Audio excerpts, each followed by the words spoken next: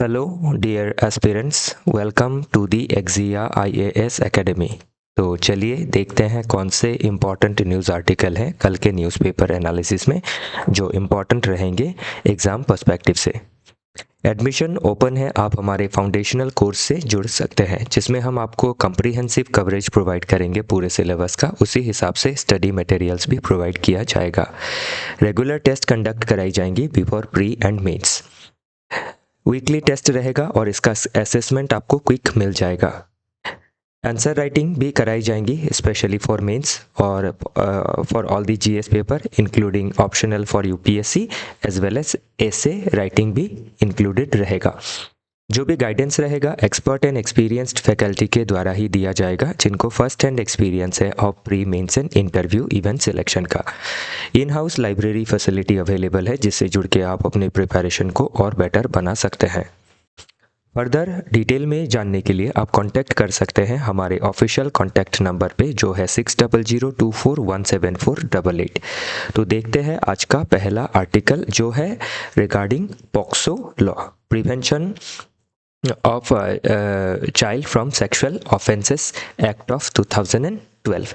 तो अभी ये जो मुद्दा है कई दिनों से न्यूज़ पेपर में बना हुआ है और इसमें जो जुडिशरी है उन्होंने भी संज्ञान लिया है। तो अभी मुद्दा क्या है, जो करंट लीगल फ्रेमवर्क है पॉक्सो एक्ट 2012 का है जो ये बताता है कि जो आपकी एज ऑफ कंसेंट है वो 18 इयर्स होगी।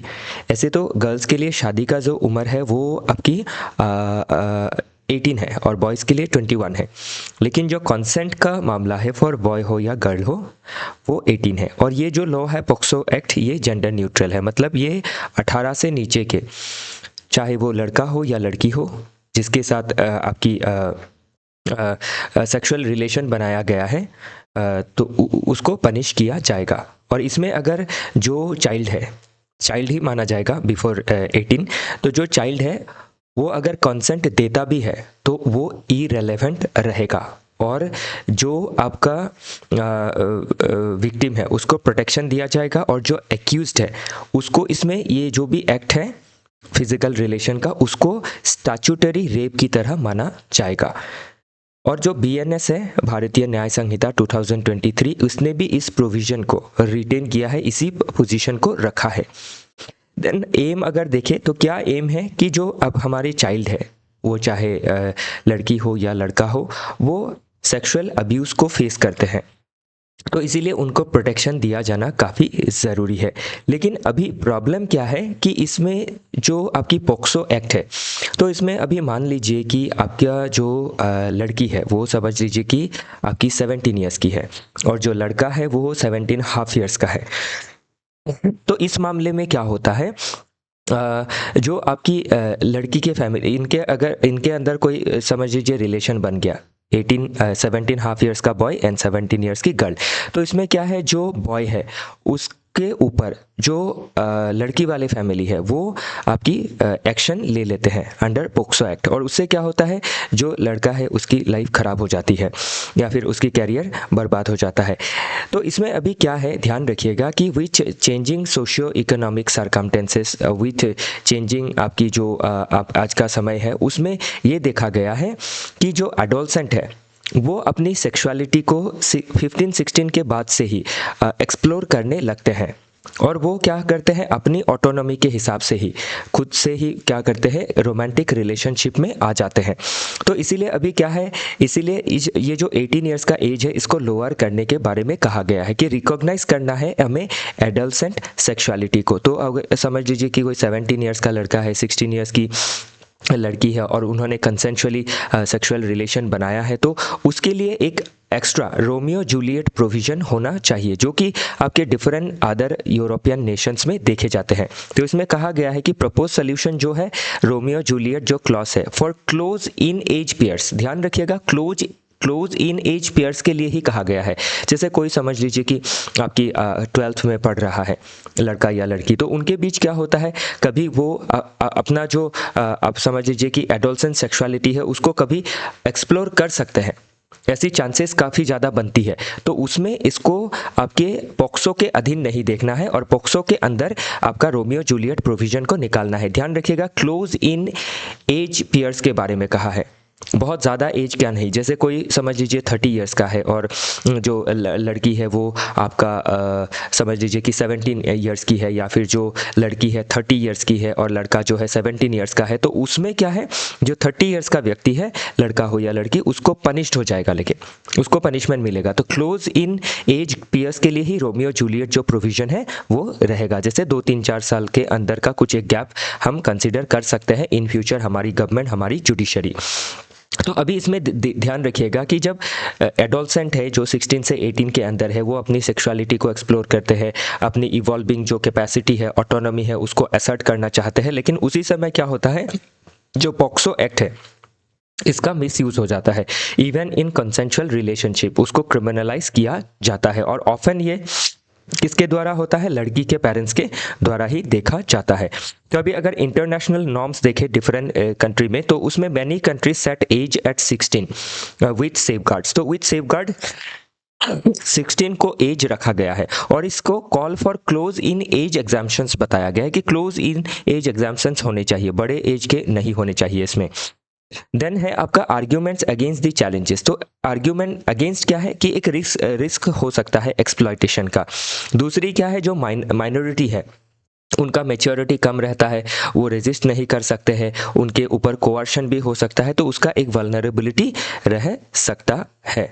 तो इसीलिए क्या है आपकी और एक चैलेंज क्या है कि ब्राइट लाइन रूल्स। तो 18 इयर्स का जो रूल्स बनाया गया है, तो इसमें हमें जो सब्जेक्टिविटी है उसको अवॉइड करनी ज़रूरी है। तो जैसे 16 टू 18 अगर रोमियो जूलियट प्रोविज़न रखा गया है, तो उसको उतना ही रखना ज़रूरी है, और क्लियर रखना ज़रूरी है कि वो सब्जेक्टिव नहीं होना चाहिए, उसमें ऑब्जेक्टिविटी रहनी चाहिए, क्योंकि लॉ में इफ़ एंड बट रहता है तो उससे दिक्कतें आती है। तो पार्लियामेंट्री कमिटीज़, लॉ कमीशन जो है वो अपोज कर रही है लोअरिंग को, लेकिन इसमें जो ऑनरेबल जुडिशरी है, डिफरेंट सुप्रीम कोर्ट हो, डिफरेंट हाई कोर्ट हो, या फिर ऑनरेबल सुप्रीम कोर्ट के बीच में भी एक क्या है डिस्कशन चल रहा है कि एडोलसेंट जो लव है उसको कैसे एक्नॉलेज किया जाए, क्योंकि जो एक ऑटोनॉमी होती है, एक जो समझ आ जाती है 16 के बाद, तो आज के समय पे आप देख सकते हैं कि जल्दी ग्रोथ होना या फिर जल्दी मेंटली फिजिकली ग्रोथ होना, तो उसकी वजह से क्या है, जो आपकी ऑटोनॉमी है वो एडोलसेंट एज में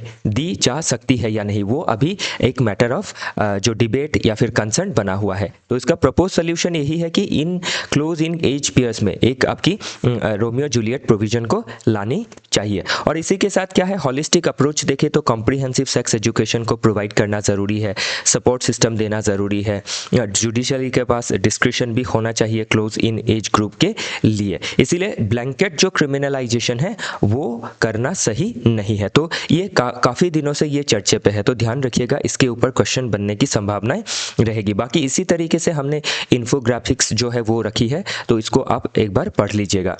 नेक्स्ट है Bhairav battalions to debut in army day parade in Jaipur on January 15। तो जनवरी 15 को आर्मी डे सेलिब्रेट किया जाता है नेशन वाइड।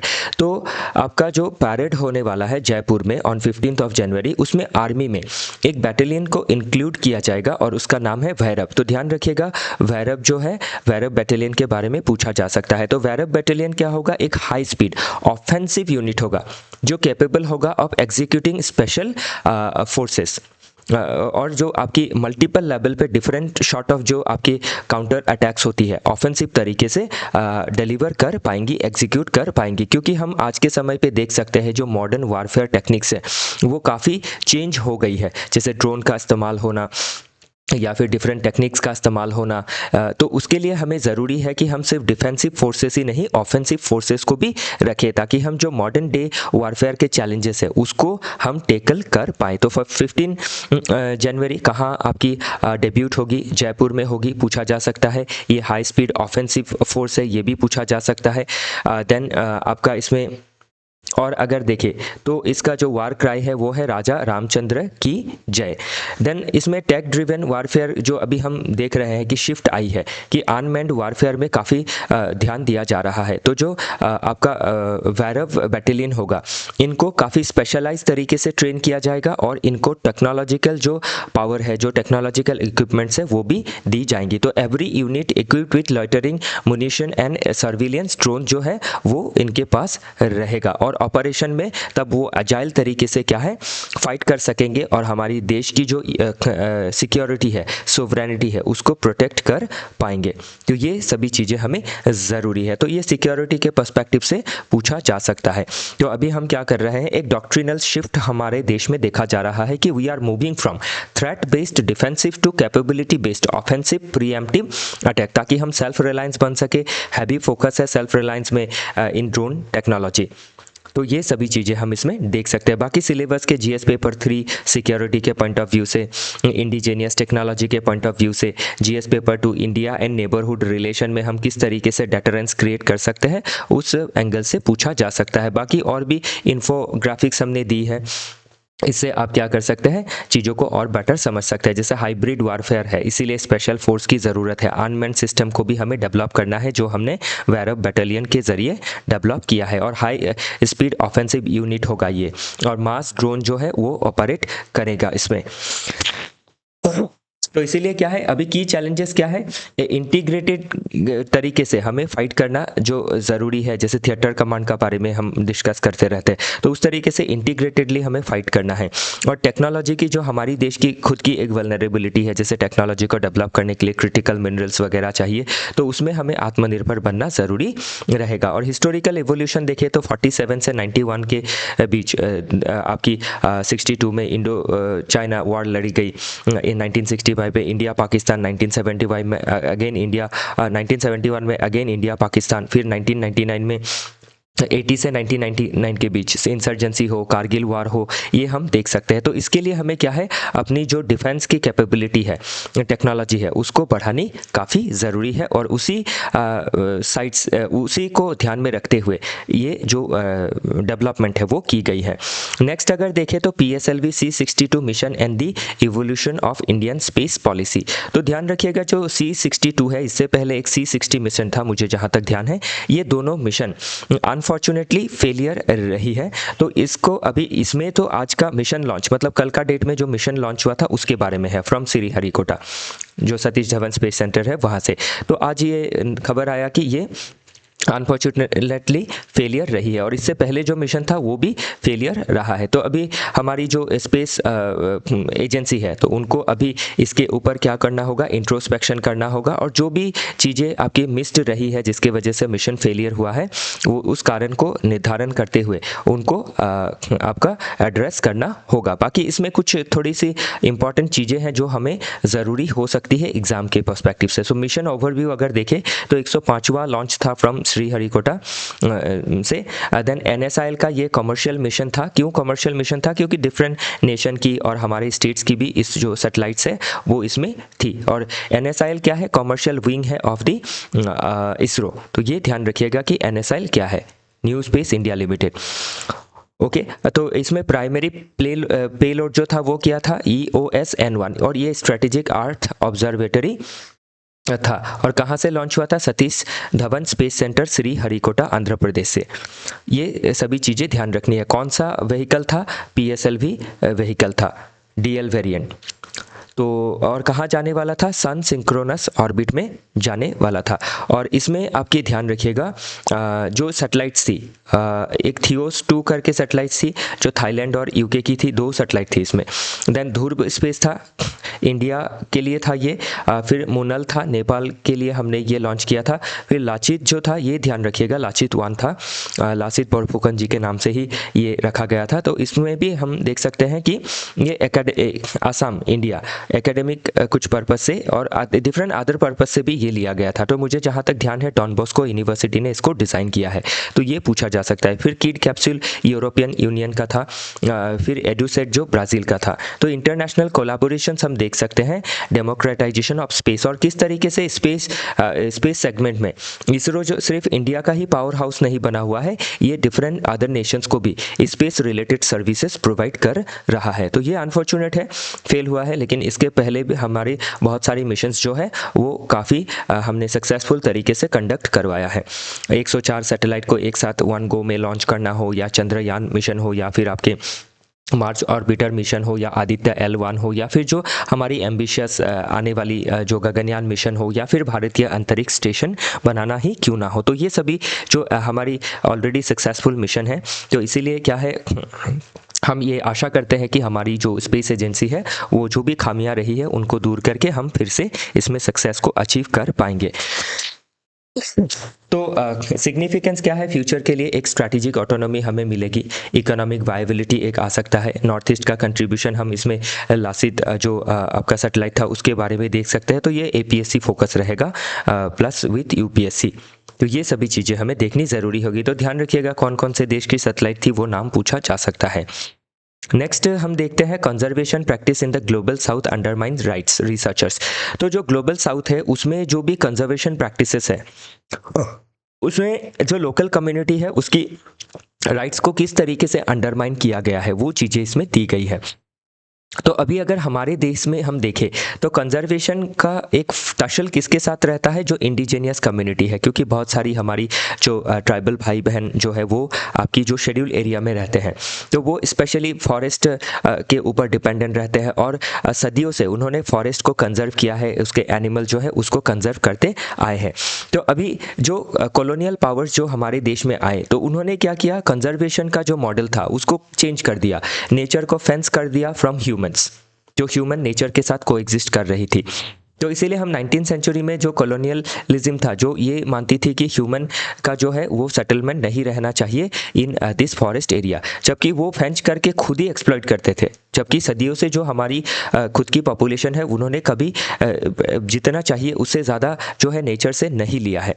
तो इसमें एक ऑर्डरिंग इफेक्ट हम देख सकते हैं, तो उस चीज़ को हमें दूर करना ज़रूरी है। लोकल्स जो है, ट्राइबल्स जो है, उनको एम्पावर करना है, उनको स्टेवर्डशिप देना है to protect the forest area, जो सदियों से करते आए हैं। फिर एक ग्रीन मिलिटराइजेशन देख सकते हैं हम कि use of force against locals, तो लोकल्स के अगेंस्ट फोर्स यूज़ किया जाता है। इवन जो आज़ाद हमारा देश है उसमें भी किया जाता है, कॉलोनियल समय पे ज़्यादा की जाती थी। तो इसीलिए हम इसमें देख सकते हैं कि जो इंडियन कॉन्टेक्स्ट है इसमें लीगल कॉन्फ्लिक्ट हम देख सकते हैं कि टग ऑफ वार है बिटवीन टू एक्ट।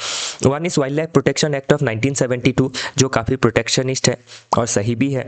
फोकस है स्पेशल स्पीशीज़ और नेशनल पार्क बनाया जाता है, इसी लॉ के तहत वाइल्ड लाइफ सेंचुरीज बनाई जाती है, और एक सेंट्रलाइज कंट्रोल है। तो इसमें थोड़ी सी दिक्कत है, क्यों? क्योंकि दूसरी तरफ है फॉरेस्ट राइट एक्ट 2006 जो फॉरेस्ट डुवेलर्स को जो लैंड बेस्ड राइट है, फॉरेस्ट का राइट है वो देता है। तो इसीलिए अभी क्या है, इसमें प्रोटेक्शनिस्ट है, इसमें राइट बेस्ड है, तो ये दोनों क्या है आपकी कॉन्ट्राडिक्शन कर रही है। तो इसीलिए हमें फोकस क्या करना है कि राइट बेस्ड अप्रोच को रखना है और उसी के साथ प्रोटेक्शन को देखना है, और जो लोकल पॉपुलेशन है उनका लाइवलीहुड और डिग्निटी को नहीं खोना है। और जो अप्रोच है फॉरेस्ट राइट एक्ट के तहत कि डिसेंट्रलाइज तरीके से हमें फॉरेस्ट या फिर फॉरेस्ट लैंड जो है वो मैनेज करनी चाहिए, और जो ब्यूरोक्रेटिक इनर्शिया है कि ग्राम सभा का जो पावर है उसको नहीं मानते हैं उसको हटाना है। न्यू लिबरल तरीके से जो कंजर्वेशन की जाती है, फॉरेस्ट को मोनिटाइज करके जो MNCs है उनको बेनिफिट ज़्यादा पहुंचता है, तो उसको हटाना है। जो लोकल पॉपुलेशन सदियों से डिपेंडेंट है, जो कंजर्व करती आई है, उनको अधिकार देना काफ़ी ज़रूरी है। और जो ट्रेडिशनल प्रैक्टिस है उसको जो क्रिमिनलाइज किया गया है उसको डीक्रिमिनलाइज करना ज़रूरी है। तो इसीलिए वे फॉरवर्ड क्या होगा इसका कि एक्सक्लूजन से हमें स्टेवर्डशिप की तरफ जाना है, उनको मालिकाना हक देना है टू प्रोटेक्ट फॉरेस्ट एरियाज। तो इसीलिए क्या करना है, ह्यूमन राइट्स को सपोर्ट करना है, लोकल को स्टेवर्डशिप देना है, लोकल पॉपुलेशन को सेंसिटाइज करना है, और जो FRA है, फॉरेस्ट राइट है, उसको इम्प्लीमेंट करना ज़रूरी है। देखते हैं आगे अगला article, centre six access to phone source code. तो फ़ोन का सोर्स कोड क्या होता है?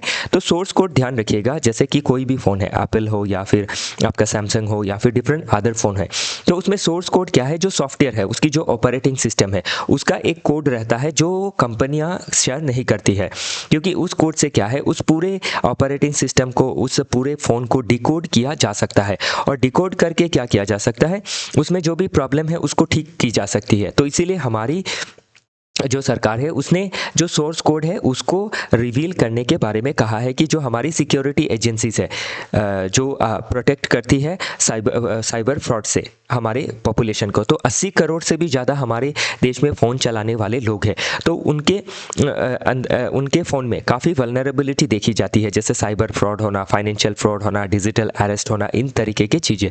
तो इसलिए गवर्नमेंट आज के समय पे काफ़ी प्रोएक्टिव रोल प्ले कर रही है, ताकि जो हमारी पॉपुलेशन है उसकी जो साइबर प्रोटेक्शन है वो उसको इंश्योर किया जा सके। तो इसीलिए क्या है, गवर्नमेंट का स्टांस ये है कि नेशनल सिक्योरिटी हमें प्रोटेक्ट करना है, साइबर थ्रेट से प्रोटेक्शन दिलाना है 80 करोड़ जो आपकी यूज़र है। फिर डिजिटल सोवरेनिटी की ओर से देखें तो गवर्नमेंट चाहती है कि हम अपना डेटा को कंट्रोल करें। हमारा जो भी हमारे देश में फ़ोन यूज़ करती है पॉपुलेशन, उनका जो सॉफ्टवेयर है वो क्या यूज़ कर रहे हैं, उनके अंदर क्या वल्नरेबिलिटी है, उसको दूर किया जा सके, और उससे क्या है, हम कंज्यूमर को प्रोटेक्शन दिला सकते हैं। लेकिन जो इंडस्ट्री है वो काउंटर आर्ग्यूमेंट दे रही है कि इससे हमारा IP रिस्क है। क्यों? क्योंकि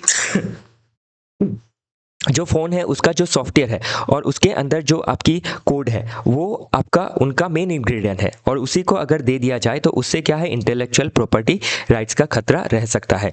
और जो ग्लोबल प्रेसिडेंट है उसमें डिफरेंट जो एप्पल कंपनी है या फिर डिफरेंट कंपनी है, वो ये सभी चीज़ें रिवील नहीं करना चाह रही है। और दूसरी तरफ ये मुद्दा भी एक आ जाता है कि अगर गवर्नमेंट के पास ये सभी सोर्स कोड वगैरह आ गई, तो इससे गवर्नमेंट क्या कर सकती है, एक फ़ोन को सर्विलेंस पे डाल सकती है, उससे जो राइट टू प्राइवेसी है उसको खतरा पहुंच सकता है। तो जो जुडिशियल प्रेसिडेंट सेट किया गया है अंडर पुट्टास्वामी जजमेंट, उसका आपका वायलेशन हो सकता है। बाकी गवर्नमेंट की ओर से देखें तो गवर्नमेंट फिलोसॉफिकल बेस देखें तो सोशल कॉन्ट्रैक्ट के तहत गवर्नमेंट का ये दायित्व है कि सबकी सिक्योरिटी लिबर्टी को प्रोटेक्ट करे, डेटा को लोकलाइज करके जो डिजिटल सोवरेनिटी है उसको प्रोटेक्ट करे। तो उसके लिए गवर्नमेंट जो है ये आपकी जो मेथडोलॉजी है अपना रही है, to protect mobile phones from cyber fraud, to protect our people. तो इसमें फियर क्या है कि सर्विलेंस का एक फियर हो सकता है। तो एथिकली अगर देखें तो एक सप्रेशन का टूल भी बन सकता है।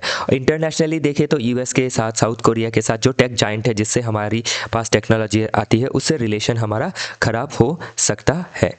तो वो चीज़ हम इसमें देख सकते हैं। लीगली देखें तो आर्टिकल 19 सब क्लॉज 1G जो है, जो आपका फ्रीडम ऑफ ट्रेड के बारे में बात करता है, तो उसका वायलेशन हो सकता है। तो ये सभी मुद्दे जो है एग्जाम में पूछे जा सकते हैं।